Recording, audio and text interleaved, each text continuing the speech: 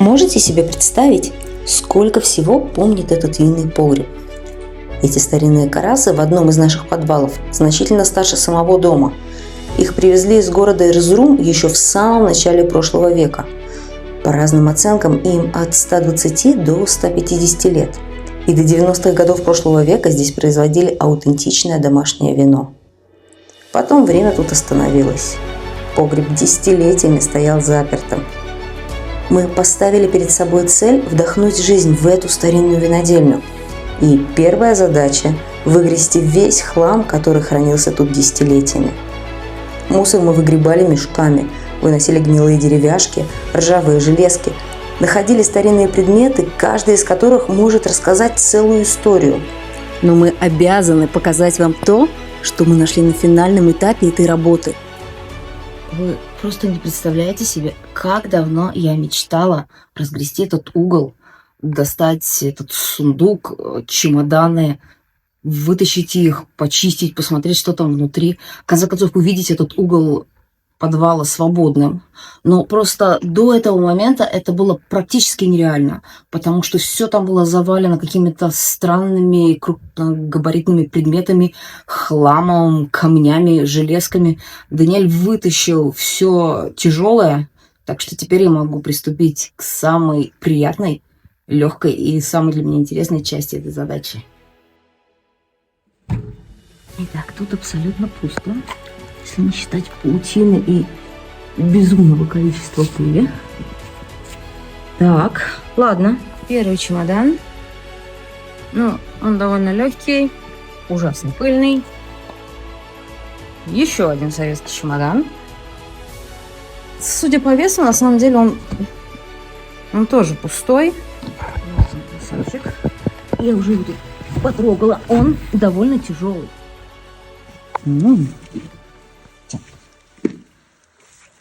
Пыльная, грязная, пахнет плесенью, но очень красивая.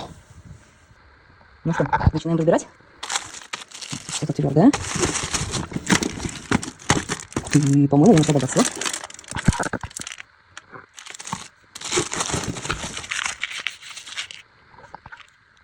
Интересно. Вот такой вижу коробочек. Это какой-то русской барышни.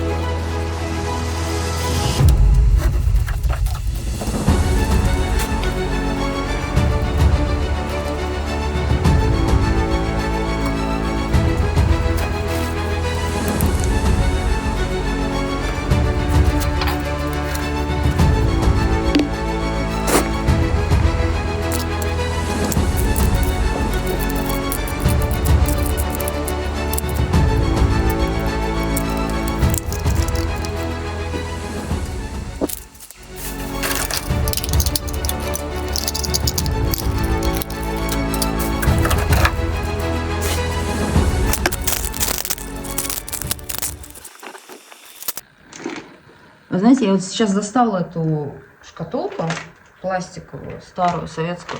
Я уверена, что у многих дома было что-то подобное, но у меня от нее просто пробежали бы мурашки по коже. Дело в том, что моя бабушка Валя, ушла из жизни ровно 10 лет назад, в августе 2015 года. Я, к сожалению, не смогла проводить ее в последний путь. И я знаю, что родственники разобрали большую часть ее вещей, и куда она делась, я, к сожалению, не знаю.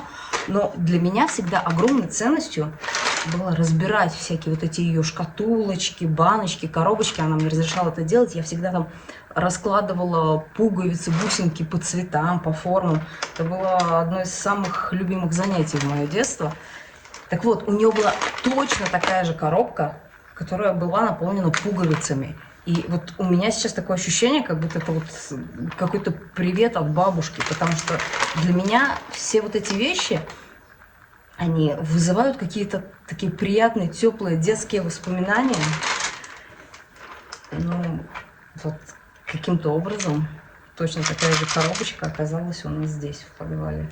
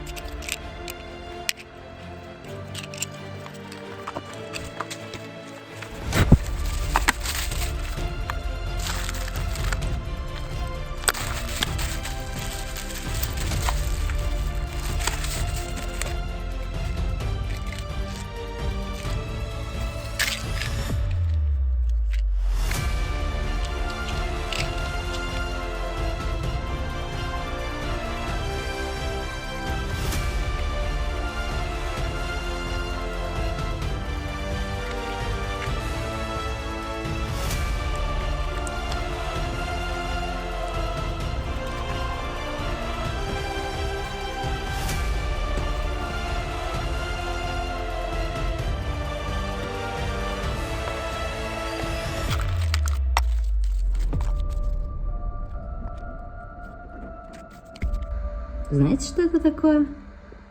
Я сама от себя в шоке, но я на самом деле знаю. Когда-то не у всех людей были стиральные машины дома. Это была огромная роскошь, в том числе и у нас примерно где-то, когда мне было, наверное, лет 5-6, у нас появилась первая стиральная машинка. До этого бабушка постоянно носила стирать белье в прачечную. Так вот, чтобы белье не потерялось, на него делали нашивки со специальными номерами. Потрясающе, правда?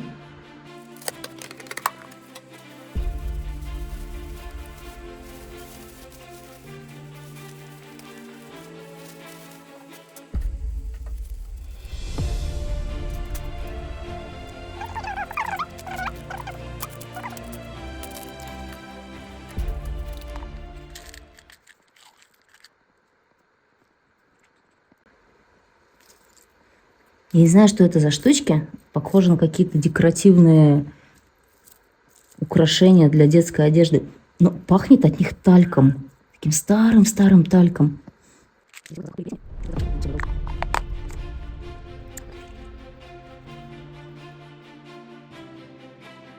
Ну, вот я и закончила с распаковкой наших сокровищ. Не знаю, какая их денежная стоимость, но то, что они имеют огромную эмоциональную ценность, это очевидно. Подписывайтесь на наш канал и открывайте вместе с нами тайны нашего дома.